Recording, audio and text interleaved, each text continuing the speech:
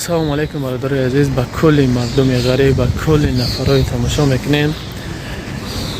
راستی گپ به نهایت خبر نخوش امروز شنیدم با برادرمون اسکندر یعنی استیوپا با کل اهل اوله او مقصد همدردی ما بیان میکنم. شاید که این ویدیو مرا میبینن، شاید که نمیبینن.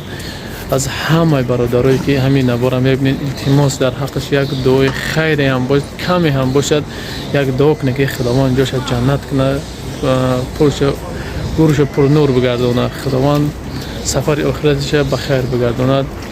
برای برادر عزیز بیا یک دعاگوی همدیگر میشیم، دستگیری همدیگر میشیم.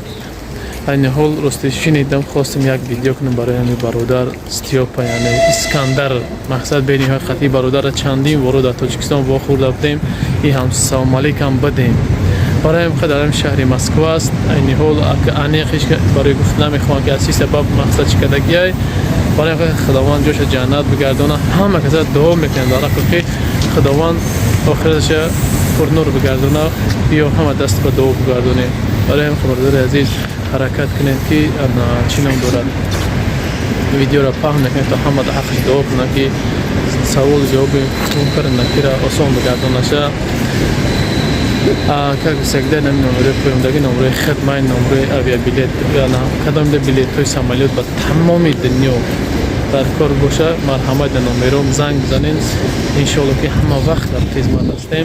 خدا همه تا نگهبان باشه.